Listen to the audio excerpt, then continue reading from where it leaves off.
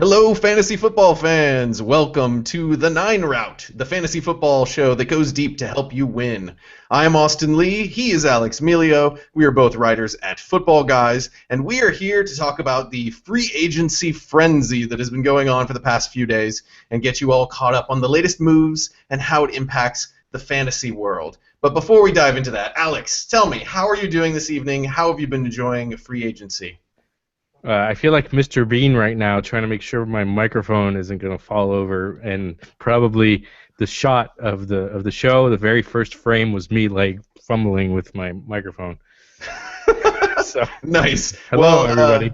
Hello. I'm alive, thankfully. After the past 3 days, it was touch and go for a bit with all the NFL craziness, but we're all good. Nice, nice. I think in true Mr. Bean style, you need to have a few silly walks and make some funny noises in unexpected places on tonight's show. It was a little different this year in free agency where we had this legal tampering period, which made things extra spicy. I don't know. It seemed really interesting because it was like, hey, this guy is signed, but not really yet. Maybe anything could happen. Legal tampering is like fat-free half and half. That doesn't make any sense. It's like bacon grease without any calories or something? I don't know. Yeah, it's a fat-free bacon. Yum! That sounds horrible. Yeah. So, We had it was crazy. The weekend turned out to be like ridiculous. You're trying to keep track of some stuff, and maybe you'll hear some rumors like usual leading up to free agency. But it was like free agency had hit, just craziness the whole weekend. Yeah. Unless you're like the Philadelphia Eagles and some running backs, and you're like, here's the deal. Oh no. Oh, how about this other guy? Oh, psych. No, how about this other guy? That made it extra fun and confusing. Or if you're like the Browns. Or maybe the Raiders at the beginning of free agency. It's like, you ever watch the South Park episode at the beginning of the financial crisis? It's like, oh, well, how would you like to come to our club, Mr. Julius Thomas? And he's gone! Crap. Wah, wah. Yeah. So, let's talk about some of these crazy running back things because that's some of the more recent news today and a little bit of the craziness. So, at first it sounded like Frank Gore was going to go to the Eagles, and then it was like, no. Just kidding. No, just kidding. And then it was like, oh, okay, Ryan Matthews. He's the guy who's going to the Eagles. He's going to be the featured back. Oh, wait. No, you want DeMarco Murray too? Forget you guys. I want to be the lead back. And so then DeMarco Murray signed. I feel bad for all the people who got excited about Chris Polk for about 2 days over the weekend. That was the first thing I tweeted. Don't get excited about Chris Polk. They tried everything they could to get multiple guys that were not named Chris Polk to lead their backfield. He's a restricted free agent. I don't even think he's going to be back at this point. But maybe they'll bring him back and they'll have a five-headed running back monster back there. Yeah, that wouldn't surprise me. That would be Chip Kelly's style. So DeMarco Murray, he lands here, and he was a super stud last year. Oh, how does this impact his fantasy value? Is he like uber super stud now? Is this good for him or not so good? He's uber not super. This is terrible. This is terrible. Yeah. Yes, that's exactly. No, I mean, Chip Kelly himself said it today. He said that if DeMarco Murray has 369 or however many, 389 carries, that means that the Eagles offense is going to have like 650 total carries, and so then and he said basically don't expect that. So with Ryan Matthews there, with Darren Sproles there, and that's kind of the thing that people aren't really talking about is Darren Sproles is going to take a lot of pass catching duties away from DeMarco Murray, who caught a lot of passes last year. So I feel like this is really a drag on his draft stock. Not to mention, he had the one great year, but he was always injury prone. So I feel like the Eagles are kind of hedging their bets here at running back, both with Ryan Matthews, who also had injury issues. The whole Eagles starting battery is like an insurance commercial. So you got Sam Bradford, you got Ryan Matthews always injured. DeMarco Murray had a great year last year. He only had that hand injury and he didn't miss any time, but he had injury issues. It's like the over/under when one of these guys is going to miss a game is probably 2 weeks. Yeah. This is a loaded backfield of guys, and so yeah, I mean that's Chip Kelly's style, right? So I think this is kind of a big mess. A lot of Murray's value last year had to do with his huge, ridiculous workload, and he's definitely not getting that again this year. So I think I will not have Murray on any of my teams because he'll probably be overdrafted just based on what he did last year. So I think this is kind of a steer clear sort of situation. Let me ask you a strategy question, because Sure. This is a complete and utter non sequitur. It has nothing to do with free agency, but Sigmund Bloom, fellow Football Guys writer, legend really, he and I got into a bit of a discussion today about Le'Veon Bell, because he would take Le'Veon Bell #1 overall. Even if Le'Veon Bell is suspended for 4 games, 2 to 4 games, but I was saying 4 games maybe. What is your take on that? That's a good question. They're going to bring in another running back in Pittsburgh. It depends on who that back is. They need someone to spell Bell. Blunt was that guy at first, and when he was gone, Bell became this huge workhorse, and that's a big part of why he was such a stud down the stretch. That and his strength of schedule was really weak down the stretch. So I think it depends on who that other back is that they bring in. If it's a weak back, I am not completely against the idea of making him the #1 overall pick, even if he's suspended 2 games. 4 games, though, that's a bit of a stretch. Well, know. David, we've talked about this with David kind of offline in the past, but David Dodds, a Football Guys owner, legend, but he brought up the point that in the past he's written that you have to try to maximize your early wins, right? And taking Bell at the beginning for 4 games, he's missing 4 games, you're increasing the odds that you're going to get off to a bad start, no matter how well you draft. So that's why I say I would avoid him. But I'm a little bit more risk averse than Mr. Bloom, and I feel like it's unfair to have an argument with him when he's not here. So what I say is we'll bring him onto the show and we'll discuss it with him one day. I like that. I think that's a great idea. Who would you take as the #1 overall pick? I haven't done it. I haven't done any MFL 10s yet or anything. I've kind of laid off of that for a little bit this year. But it seems like a cleanse. You need a cleanse. Just yeah. A beer cleanse. I would say probably Eddie Lacy. If you had to ask, if I had to answer right away, right now, I would say Eddie Lacy, just because he's going to have a lot of opportunity. He's not suspended for 4 games, and he's not like LaShawn McCoy or DeMarco Murray, who, McCoy's going to get a lot of opportunity, but he doesn't have a good offensive line. Murray's not going to get as much opportunity. Maybe Jamal Charles, he'll bounce back and have a big year, so maybe between Charles and Lacy. Yeah, Charles is the guy I would take at the top right now. I wouldn't feel, great about it, but Charles is the guy I would take #1 overall. Speaking of LaShawn McCoy, yeah, the last time we talked, he was a Philadelphia Eagle. So what do you think of his landing spot now? Yeah, that's kind of crazy. The Buffalo Bills are going to run a lot. I mean, this is a Rex Ryan team. They run a ton. They've finished in the top 6 in rushing attempts the past 3 years. Yeah. So he's gonna get the rock.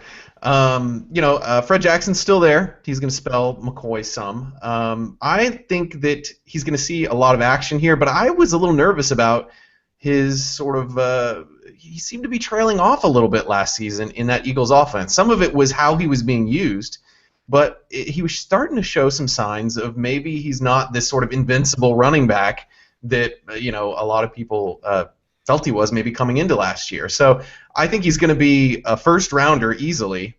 I wonder whether I'll have him in my top 5 though. He's a guy that I'm just slightly weary of shifting into this other scheme. How about you? I mean, I wrote about him as soon as that trade happened last week, and I think that on the plus side, he's going to get more carries. I think just by virtue of being in that offense, he's going to get a lot of goal line carries where he didn't last year with the Eagles. That was kind of maddening that we saw. Even Darren Sproles get goal line carries over LaShawn McCoy. It was like Chip Kelly had something against McCoy or something, and his fantasy owners. But I think that on the flip side, the Bills had one of the worst run blocking offenses in the league the past couple years. And, both by Pro Football Focus and Football Outsiders metrics. So, and they haven't improved yet. We'll see if they improve via free agency or the draft. I think the free agents list is dwindling a little bit, but that's what makes me nervous about McCoy up there. Yeah, and Fred Jackson is getting old for a running back, but I think you're still going to see him eat into McCoy's value quite a bit, even after the coaching regime change. This guy just won't quit. So, it'll be interesting to see how that shakes out. Now, what about some of these other backs that shifted around? Frank Gore, who we talked about earlier, who was potentially going to go to Philly, he was sort of the odd man out. He ends up going over to the Colts, and Trent Richardson is cut. Oh man, why'd they cut Trent Richardson? I have no idea what the logic behind that is. He was looking so good. He was averaging He was averaging almost 3.1 yards per carry with the Colts. It was just, they really should have stuck with him, I think. But yeah, everybody saw the Trent Richardson part of this coming. I think the Frank Gore addition here as a pass protector, as a pass catcher, maybe he, in San Francisco they hadn't been using him as a pass catcher so much the past couple of years, but earlier in his career he was sort of known as being a pass catcher. Do you think that receiving out of the backfield is going to help Gore's numbers here in ways that the Niners just wouldn't provide for him? I think so, absolutely. You saw last year, if Richardson had any value at all, it was in catching the football, because the Colts threw the football to the running backs a lot last year. Now, whether or not that will continue going forward based on the fact that they got Andre Johnson as well, which is another free agent acquisition we could talk about, remains to be seen. But I think that you'll see an uptick in passes that go Gore's way, and I think that his production is gonna go. Sorry, somebody just freaked me out here. I think his production is gonna go up. Alex has ghosts in his house. The ghosts of free agency. They sometimes pop up. Trent Richardson is coming over here to get me right now. I don't know what's going on. Yeah, Alex has stayed awake for 15 days straight covering this, and so he's starting to hallucinate, and that's what makes this show so great. He's gonna burst out behind me like the Kool-Aid Man. Andy, yeah, pop out behind you. So here's the thing that I would caution about Frank Gore. We saw Ahmad Bradshaw really do well before he got injured in Indy, and a lot of that was touchdown-heavy production. I think that if you're trying to comp Gore to Bradshaw's numbers last year, you want to be super careful about that because of all the touchdowns that Bradshaw was getting on limited touches. Gore will probably see a little bit more action than that with Richardson also out of the picture, but I don't see Gore being a top 20 running back here, even in this crazy good offense. Well, Bradshaw could be back too, which would not help things. So that he's one of the guys still waiting. He might just come back and they'll split carries and poof, there will go Gore's fantasy value. Yeah, and Boom Herron's still there. I'm trying to remember, is Vic Ballard still over there? I mean, they've got kind of a stash of running backs. And this isn't just going to be the Frank Gore show, so don't get too hyped about Gore in this situation. What about Justin Forsett re-signing with the Ravens? He had an amazing year, his one lone amazing year last year. How does this work for Forsett? There's a new coaching regime there. Can he do it again? Yeah, I think that he can have a good year, but the Ravens didn't exactly sign him to big money. I think it was 3 years and $9 million. So it doesn't sound like they are counting on him to be the workhorse. They got Lorenzo Taliaferro there, who's gonna be in his second year. I think he's gonna see a bigger workload. So I think that we'll see him in a timeshare in the backfield. Yeah, I think what's interesting is that if we speak sort of negatively about a lot of these free agent signings at running back, I think it's because there's such a strong running back class coming in through the draft, and not all of those rookies are going to, pop off in their rookie year. But I think some of these veterans are going to be facing competition from rookies, late next year or middle of next year. That's going to eat into their value a bit. So, while we might get excited about these signings right now, we're going to have a lot more to dive into once we know where some of these rookie running backs land after late April, early May draft.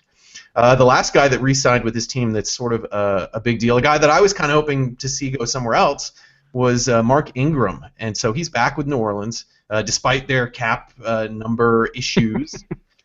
Apparently, the whole team is for sale, fire sale over in the New Orleans. It's going to be him and Drew Brees and Brandon playing Cooks offense by themselves with no offensive line, and the center that they traded for. Who they traded Jimmy Graham for his center. Yeah, that's who's going to be on offense. They're just going to, all three of them. They're going to play 3 on 11. I think Mark Ingram looked really great when he was healthy last year. And it sounds like New Orleans still searching for a pass-catching back to replace Pierre Thomas now that they've cut Pierre Thomas. So I think he's going to get some competition on that side of things. I like Mark Ingram here, but it's going to kind of depend on how big of a heavy hitter that other back is that they bring in. There's been talk that maybe it'll be C.J. Spiller. That seems like a bit of a stretch, but if it's a guy of that caliber, then that would obviously put a big sink into Ingram's value here. Do you think Ingram can be a top 20 running back this year?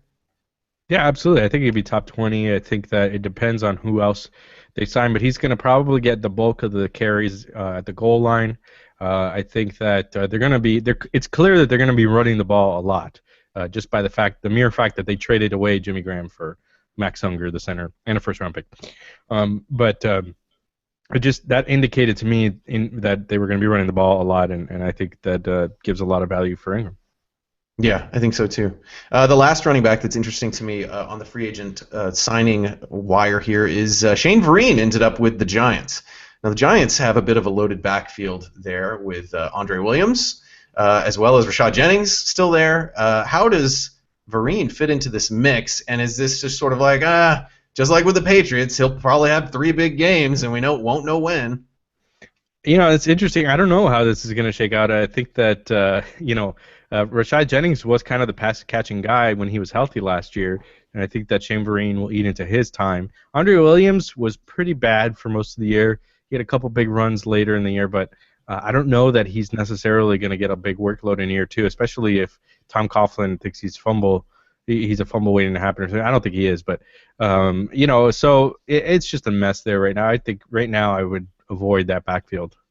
Yeah, I don't think any of them are top 25 running back, and maybe not even top 30. I was high on Jennings last year because I thought he was going to get a lot of receptions, and now I think that sort of tanks that side of his game. I was really high on Rashad Jennings to the point where I wrote an entire article saying that you should draft him, and of course he got injured because that's what he does apparently. So.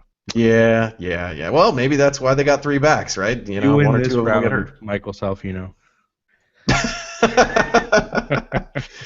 Well, there's a few running backs that are still out there in the wild. Which of these guys do you think is the most interesting to track out of Reggie Bush, C.J. Spiller? Well, we mentioned Ahmad Bradshaw. Chris Johnson's still out there. Stephen Ridley's out there. Which of these guys do you have your eye on the most? I really like C.J. Spiller. I think that he's still got potential. I don't think that the Bills necessarily used him very well.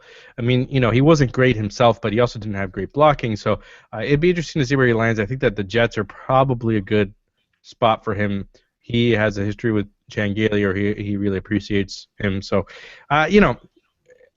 him or Bush, guys that can catch passes. Bradshaw, it's weird. Bradshaw's one of those guys that I just will never trust, even as good of a season as he had last year, especially if he lands back with the Colts and he's in the timeshare with the core. But he's also only 28, I believe. Yeah. He feels older because he's had so many foot and ankle he's been in the league issues. For 10 years, 12 years. Yeah. And Chris Johnson, forget it. I don't care where he lands. I'm not interested. Well, Godspeed to Chris, who got shot last week. That's true. Hopefully he has a quick recovery, but I'm not sure that he's going to do much next year on an NFL team. Yeah, that's true. His personal health and safety is more important than the free agency thing, for sure. And Reggie Bush, I'm kind of thinking he's done, man. I'm not really interested in seeing. But it's funny. I mean, where he lands depends on what his value will be. But I kind of like the idea of him going off for 3 or 4 games with the Patriots. Like if you're playing DFS and you play it just right, he's going to score 3 touchdowns for you. And catch 10 passes for 120 yards or something. So I kind of would love to see him in New England for that reason. Yeah, I think that would be probably the best fit he could stumble into for He'd be a guy that touring everybody would stuff. overdraft. He'd be a guy that everybody would overdraft. He would do nothing for the first 3 weeks, and then he'd go off in week 4 when he's on everybody's bench. Yes, exactly. And I'm still curious to see what happens with Adrian Peterson. I mean, he may end up back in Minnesota, but there's still talk that he may not be in Minnesota. So that's a guy that I've got my eye on who could be a first-round running back depending on where he ends up. I think it's pretty likely he's a first-round running back unless something weird happens there. All right, so we've talked a lot about Seahawks craziness, Jimmy Graham going elsewhere. Let's just jump to some tight ends. I am curious what you think of this Jimmy Graham trade. That was the bombshell of the week, I think. Nobody. I mean, I knew that the Saints were in cap hell, but to give up on Jimmy Graham a year after they signed him to that huge deal doesn't make a lot of sense. They have other financial issues with their owner being, declared mentally unstable by his heirs and him suing them out of the trust. It's like Bold and the Beautiful down there. So, but anyway, back to the matter at hand. I think that a lot of people thought that Graham's value would go down in Seattle, and I agree. I think that they're not going to pass the ball as much as the Saints, and by virtue of just fewer passing attempts, that's going to bring his value down. Well, yeah, I mean, the Saints led the league in passing completions per game as well as passing yards per game last year. I think they completed 29 passes a game, whereas Seattle averaged 17 completions a game. And so that's a pretty huge drop-off. I think this is a pretty big hit for Jimmy Graham's value. I think it actually might boost Gronk's value a little bit as that one sort of elite tight end that, I think you could see him easily creeping into the first round with Graham's value taking a hit here. As well as another tight end who I feel like took a hit is Julius Thomas, who got sent over to the Jaguars. That smells terrible. Oh gosh, it's the death knell of his fantasy value going to the Jaguars. I think that we talked about this the last time. I think Peyton Manning is a kingmaker for tight ends. So Julius Thomas definitely has talent. He's a big guy. He can catch touchdowns. But I think I would not be surprised if all of his stats were cut in half this year with Blake Bortles. That would not surprise me at all. Especially the touchdowns. If he goes away though, and Peyton Manning's a kingmaker, like it leaves this vacancy for the Broncos. I think I recall talking about this the last time around. Yes. Didn't we say that Owen Daniels would go over there, or maybe it was just Jacob Tammy that I was joking about? But anyway, we also said Owen Daniels. So that was, in fairness, that was pretty much the most obvious move of free agency once Julius Thomas left. But Owen Daniels goes over there. People got excited for Virgil Green re-signing for about 30 seconds until we found out that Owen Daniels signed, and I'm pretty sure Owen Daniels is going to be the starter. He's going to get the most of the targets. And he's probably going to have a huge year if he can stay healthy. I think that's the big key, though, if he can stay healthy, because he doesn't usually stay healthy. I mean, and they may still bring back Jacob Tammy. I mean, you joked about it last time we had a show, but any of these guys could kind of pop up. I'm still not off the Virgil Green possibility here. It's not crazy talk. But I think if Daniels gets injured, Virgil Green becomes like the number one waiver wire pickup of the year. That's kind of what I'm thinking. I agree with you that Daniels is the guy as long as he's healthy. But I don't sleep on Virgil Green. In a deeper league, throw a dart at Green because, I don't know, that could work out really well, I think. Talking about sort of voids left behind by these big tight ends, when Jimmy Graham left the Saints, who steps up in that passing offense? They kind of spread the ball around a lot, and I used to always say, like, well, Jimmy Graham's the guy you can count on to get 20% of their receiving stats, and the other guys, who the heck knows, because they're going to spread it around. Now you got to think that Cooks and Stills benefit from this, right? Is there a guy that you like a lot here? Josh Hill. Go draft Josh Hill in the second round. I saw somebody tweet. I forgot who it was. Somebody tweet about the fact that Josh Hill led all tight ends in fantasy points per target. Well, that makes sense if you're targeted like 10 times. There is some merit to that. If he's kind of the red zone, de facto red zone target, and a guy who's going to be a factor in between the 20s as well, I'd like him to see a big increase, and I think he's going to be kind of a sneaky good value. But you're right. I think that Kenny Stills is probably going to be, really Brandon Cooks. I could see him getting 11, 12 targets a game at this point. Yeah, he's going to see some heavy targeting. Let's see. Yeah, well, they were trying to trade. Rumors were they were trying to trade Kenny Stills even today. So he might not even be there. Yeah, they're trying to trade everybody over there except for Drew Brees and Cooks and Ingram. Right. No, they're going to trade Ingram to Chip Kelly and the Philadelphia Eagles. They need more running backs. I hear they're kind of short on running backs. As soon as DeMarco Murray signed, he was put on the trade block. Yes. Oh, it's chaos. I love it. It's fantastic. So we also had one last big tight end. Speaking of injury prone, Jordan Cameron went back to the Browns. He's with the. Oh wait, no wait. Is he with the Browns again, or no? He signed with the Dolphins. Yeah, there's no way he was going back to the Browns. He was like on the beach in Miami when the news broke, and I was like, well, that's weird. And then, of course, that changed 30 seconds later. But actually, it was one of the weirder events of the week is that it was completely widely officially reported that Jordan Cameron was going back to the Browns for 2 years, and like it was more like 30 minutes to an hour before we found out that no, that was the wrong thing. Well, so you and I are Dolphins fans here. I'm trying to decide whether I'm excited about this. I would honestly much rather have Charles Clay back than have Jordan. Cameron they might have Charles Clay back. They were talking about how they didn't pull his franchise tender. They thought they might, and that they were working to re-sign him as well. Now, I don't know what the wisdom is in putting $7.5 million per year on a tight end, and then maybe signing Clay to another $7 million a year, but in terms of, we're just talking offense now, not fantasy. In terms of offense for the Dolphins, those are two very different players, so they can actually work really well together. Yeah, that's fair. I just don't really like the Cameron signing so much. I don't know.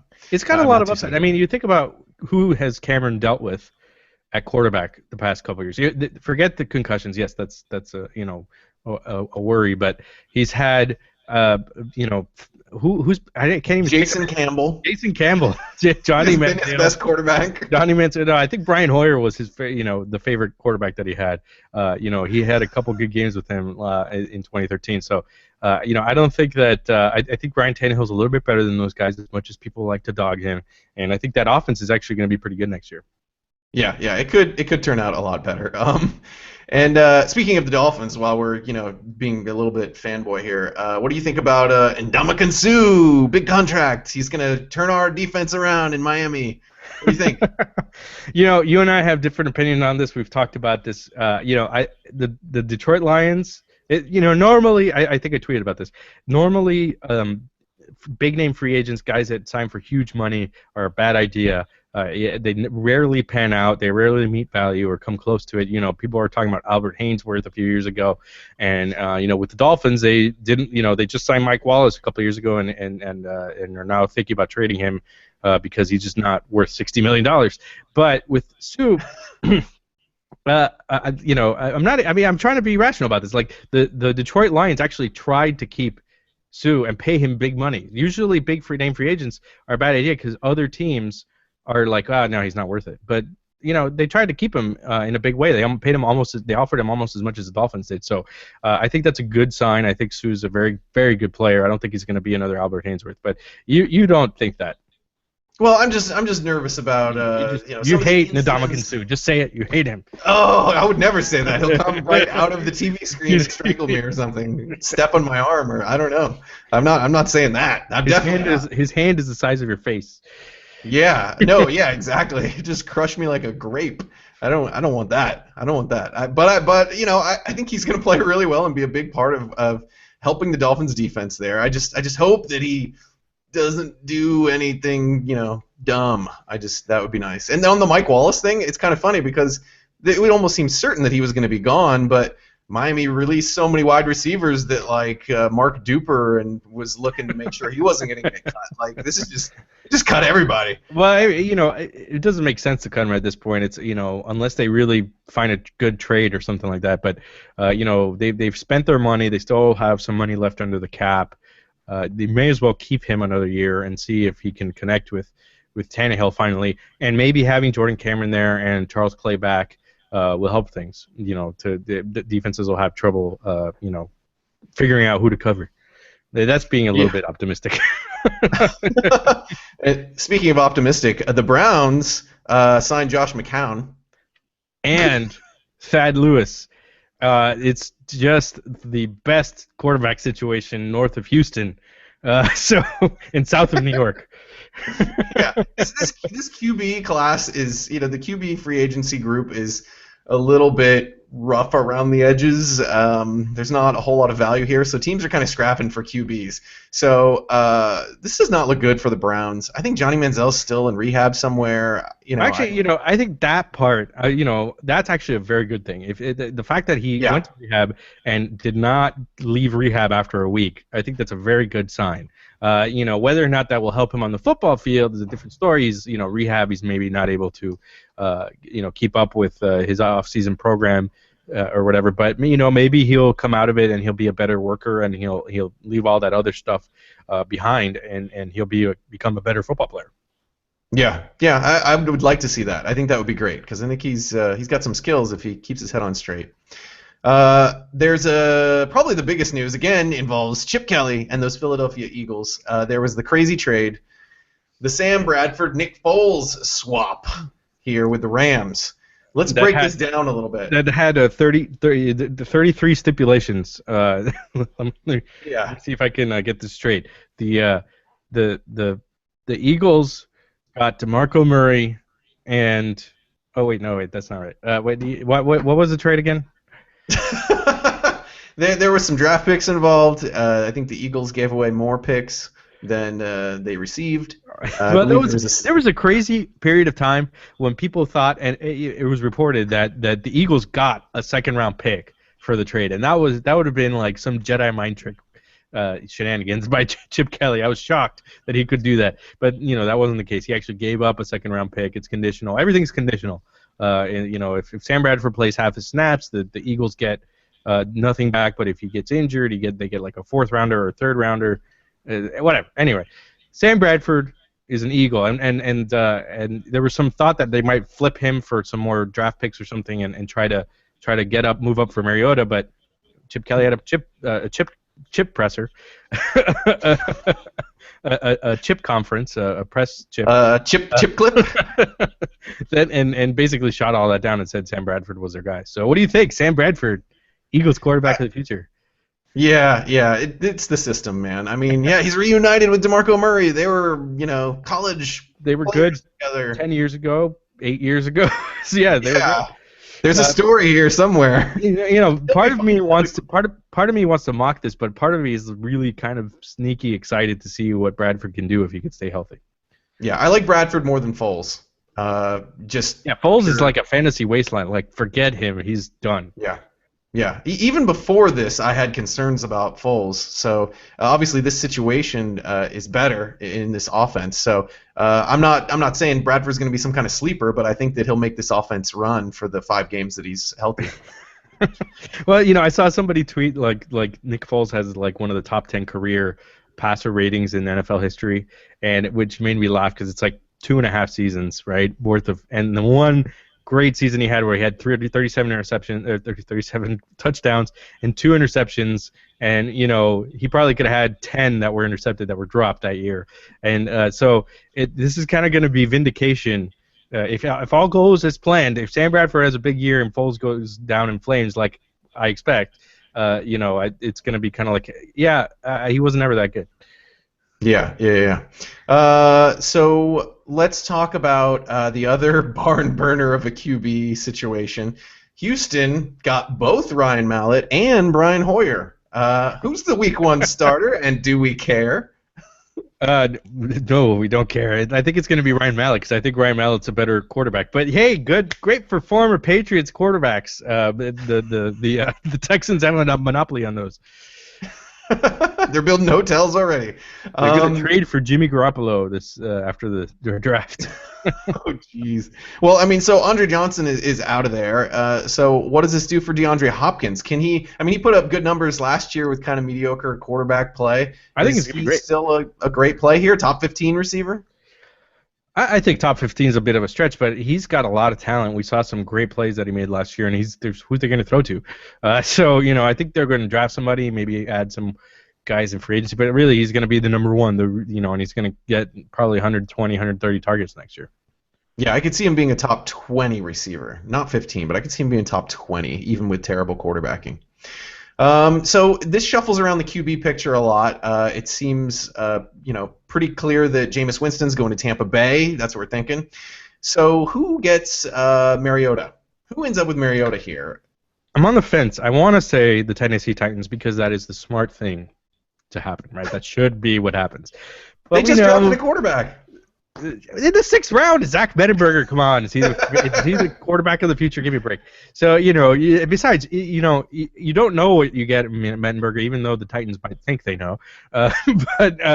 You draft a quarterback every year, right? Especially if you have an opportunity to draft Marcus Mariota. Now, we don't know if he's going to turn out great or not, but he is consensus one of the top 2 quarterbacks in this draft. You don't get a shot at that every year.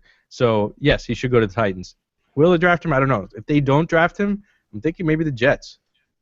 Yeah, I think that's a good call. I don't think he's getting out of the top 4 or 5. Someone's going to trade in and get him. No, someone's going to trade in. I do think that the whole pipe dream of Chip Kelly getting him is completely dead. Yeah, I would agree with that. So when we're talking about the Texans, we mentioned Andre Johnson. He got cut, and now he's with the Colts. And so he's reunited with his friend from the U, Frank Gore. And, he'll probably play that Reggie Wayne role. I could see him putting up numbers just a little bit better than Wayne did last year. Do you think Andre Johnson is someone worth drafting as a wide receiver 3? Andre Johnson and Frank Gore, those were some great teams. The best college football team in history. And bias or no bias, you have to admit they were the best. I'm sorry. But it was amazing. It was pretty freaking amazing. Yeah. I was at the U during that 34-game win streak. I was going to school there. That was just an impeccable timing on my part, on my parents' part, really, for me, me being born in 1982. So, anyway, back to the matter at hand. They're a little bit older now, but I think that Andre Johnson going to Indy is going to be huge. I think he's going to put up massive numbers this year. He's probably going to be motivated because there are people that are doubting him. He's going to be 34 this summer, and he's still got it. I mean, he had a little bit of injury issues. Maybe if he's injured, we'll see a bit of dip, certain weeks. But I think that being with an actual legitimate quarterback is going to do wonders for him. For the first time in his career. And, Wayne's numbers were hurt last year because he was coming back from a pretty significant injury. And Johnson is coming from a healthier standpoint than Wayne started last year. So this could be really great. I think T.Y. Hilton is still going to get his. And Dante Moncrief, people were really liking him a lot late last year. I think he takes a big hit in that system with Johnson coming in. But he's still a guy to kind of keep an eye on if there's any sort of injuries above him on the depth chart. But yeah, I think Johnson and T.Y. Hilton are going to see a lot of action in this offense. They're going to tell you what, strong picks. Nix his value just went way down. Because he's Hakeem Nicks? He's probably going to go to the Texans. Oh man, yeah. You think of tanked fantasy value, you think of Hakeem. Yeah.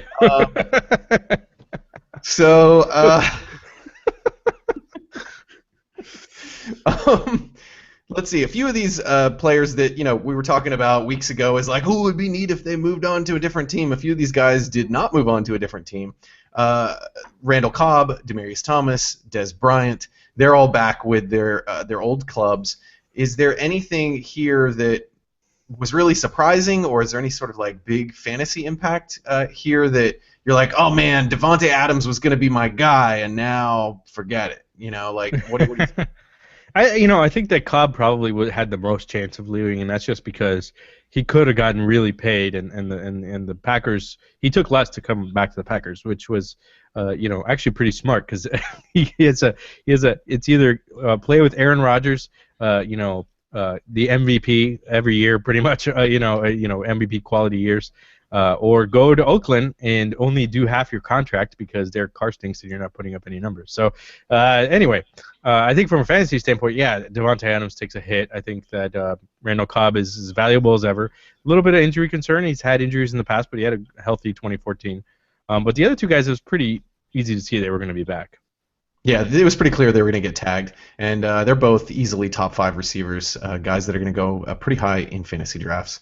How about a couple of these guys that shifted teams? I think the Brandon Marshall trade to the Jets has a lot of impact, both to the Jets and to the Bears here. I really like Marcus Wilson with Marshall out of town here. He's a guy that I've got my eye on, seeing kind of where he gets drafted. I've heard people saying that this will actually help Eric Decker's value with the Jets to have someone else taking some pressure off of him. I'm not really buying that. I think both Decker and Marshall's value really take a big hit here with the Jets. How do you see it? What are the guys you like on these teams? I'll tell you what, Eddie Royal is the man to own in Chicago. That's right. They signed him as their slot guy. He's the wide receiver 3, I guess. What you do is you draft him late. You wait until, you put him in your starting lineup week 1 because he's going to score 2 touchdowns. That's just the way Eddie Royal does it. Week 1 through 4, he scores 4 or 5 touchdowns, and then sell right away. That's just the way he rolls. But yeah, him and Martellus Bennett, both of them. Exactly, and Larry Donnell. Right. But, yeah. I think that you're right. I think Marcus Wilson has a huge boost. I think he's a big guy, kind of ready to break out. He had that injury last year. If he stays healthy, I think he's got a big year. But I think it was Jake Seeley who was saying that Eric Decker's value goes up a little bit with Brandon Marshall, and that's true. However, I don't think either of those guys is terribly valuable, because who's playing quarterback? Ryan Fitzpatrick. Geno Smith. Mariota.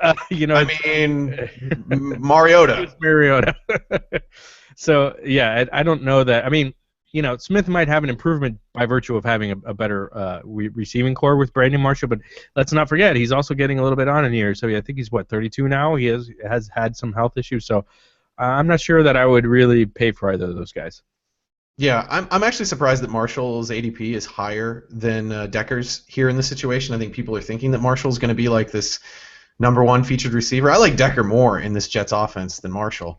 But I'm not real excited about either one of them. This is a more creative offense coming with the coaching regime change here, but I still think it's going to be fairly balanced with a fair amount of running in this situation. So I'm not really looking to any Jets players hardly at all in this situation. Yeah, Eddie Royal, yeah, play him the first couple of weeks and then trade him. Here's a couple other guys that unfortunately, I feel like they moved to other teams and their value went down. Jeremy Maclin went to the Chiefs. The Chiefs cut Dwayne Bowe. So now Macklin's the new Dwayne Bowe. Like, those aren't numbers you pretty get excited about. Yeah, from a fantasy standpoint, that's pretty accurate. He got paid. Good. Good for him. Yeah. So yeah, Dwayne Bowe got paid 2 years ago. So and look what that got fantasy owners. I think Macklin's going to do a better job than Bowe. I'll give him that. I think that he will score a touchdown next season, maybe 2. But he'll get at least 100% more touchdowns than the entire Chiefs receiving corps did last year. Yeah, exactly. But I think maybe he'll score 4 or 5. It's kind of an anomaly to see like no touchdowns by wide receivers, but his value goes way down. Yeah, I don't think he's a top 30 receiver, and that's kind of sad after he had a pretty strong year last year. Alex Smith throwing you the ball, that's just not going to work out. Maclin is more versatile receiver than Dwayne Bowe, but still, that's just There are only 2 Chiefs players to own: Jamal Charles and Travis Kelce. That's it. Yep. Agreed. Does this leave a void in Philadelphia in their receiving core that gets interesting? Jordan Matthews has got to look good, right? They've dumped their top receiver in consecutive seasons now, so yeah, it leaves a void. I think that Jordan Matthews, he's going to step up and be the number 1 guy, and a lot of people liked him last year. He had a pretty good year. He had some big games and kind of fell off, had ups and downs as a rookie, but I think that he's going to be the number 1 guy. I think the Eagles are probably going to draft a wide receiver early, unless they move up for Mariota. which they won't. So I think that we'll see probably a rookie there. A guy that might be interesting is Josh Huff. He's a former Oregon Duck. He kind of came on late last year, had a couple of big games, and I think that he could see a lot of targets. Yeah, I like Huff as well. I think he's a guy to keep an eye out for. I think his trajectory, fantasy-wise, might look kind of like Jordan Matthews did last year, where at the beginning of the season it's kind of and then you kind of see Huff have some bigger games later in the year. I think that's definitely a guy to keep an eye on. And then another guy who shifted teams, Torrey Smith, jumped from Baltimore to the Niners. Michael Crabtree is out in San Francisco. And, Torrey Smith and his mentor, Anquan Boldin, are there for the Niners. Torrey Smith's value's got to take a big hit here, right? Because the Niners just don't pass a whole lot. Is there any hope here? I mean, on the one hand, you would think he'd take a hit. On the other hand, he was with the Baltimore Ravens and didn't do much last year. So I don't know. I think he's probably going to have a comparable season that he had last year. He actually scored 11 touchdowns, which is kind of, you see that and you're like, whoa. But he didn't have a big fantasy year. So I don't know. It might be very similar. Yeah, maybe the touchdowns go down and the yardage goes up a little bit, and it kind of is a bit of a wash from last year. I don't know. Maybe he's the next Stevie Johnson. Who knows? Yeah. What about the void he leaves in Baltimore? Oh, right. Yes. What about the void he leaves in Baltimore? You can't count on the elder, Steve Smith here. Marlon Brown. I mean, what is there anything there? I actually think maybe Stevie Johnson goes to Baltimore, or they draft a wide receiver. There's not a whole lot out there nowadays. I mean, maybe Dwayne Bowe, but yeah, they definitely have a big hole. They don't have that deep threat that Torrey Smith brought. Marlon Brown maybe, but there's just way too much uncertainty to say much about that situation right now. Yeah. What about Percy Harvin? He's still out there. Oh, yeah. He's a gadget player. Harvin, the guy that fooled me and burned me like no other last year. I believe that I was as high as I've ever been on anybody on Percy Harvin last offseason, so never again.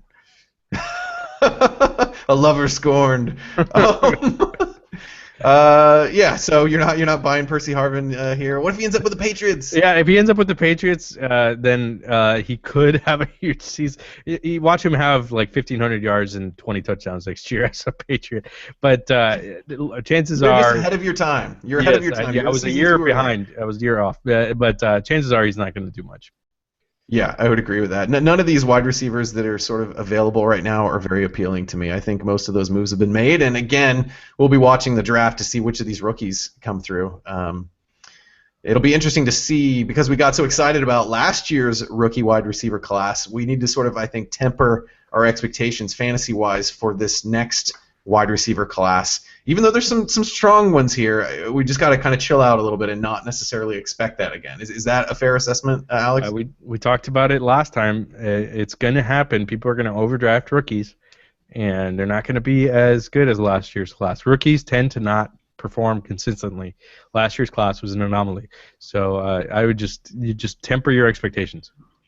Yeah, and stay away from those rookie tight ends. Stay away. That's our PSA. Yeah. None of them are going to land in Denver now, so just stay away. Yes, exactly. Well, that about does it for the free agent shenanigans that have happened over the past week. There'll be, a few other things that happen over the next week that will be interesting. Hopefully, no more crazy trades, but you never know. Alex, do you have any other thoughts? Let me make sure we didn't miss anything while we were live on the show. Did anything? Oh, Kyrie Irving scored 57 points for the Cleveland Cavaliers. I'm going through my Twitter timeline right now. Apparently that was a fun game. I'm guessing you're all watching that instead of us. But anyway. What sport is that? Is that soccer? Soccer, yeah, soccer. 57 goals in one game. So sounds like a lot, but I'm no soccer fan, so I don't know. I don't think any news broke tonight, thankfully. So we can all rest easy. Phew. No Colin Kaepernick trade rumors that start at 10:30 at night Pacific. Oh my gosh, yeah. It's funny. Like a lot of the news is like this team is interested in this guy. That team's interested in this guy. It sort of sounds like the dating game or something weird like that, and then sort of like nothing materializes out of it. All right, man. Well, this was a lot of fun. Thanks for joining us for the free agency frenzy, and we'll be back with more episodes this spring and summer to cover all of the fun things. We'll do at least one more show, I believe, between now and the draft, and we'll try to hit you with a couple of shows a month after that. Alex, you got any articles or anything people should be checking out? We couldn't announce it last time. We can announce it this time, right? We can talk about the book. We can? I don't know that we can. I don't think it's official. Okay, something cool is coming down the pipe for football guys, and I thought we could, but just keep an eye on footballguys.com. You know what? Tell you what, go to footballguys.com every day, and you'll see what we're talking about. Yeah. No, it's we can't. I'm pretty sure it's still under wraps, but when it's not under wraps, boy, yeah, get ready. Okay, so thank you so much for listening. For all of our podcast-related shenanigans, you can find us on the9route.com. We love chatting on Twitter. He is Alex Melio. That's at Alex Melio, Miglio, and I am at Austin NFL. Until next time, may your even in the off season, this applies even in the off season. Until next time, may your players stay healthy. My name is my name. Yes. Until next time, may your players stay healthy, may your sleepers wake up, and your Monday nights be filled with miraculous comebacks. Good night.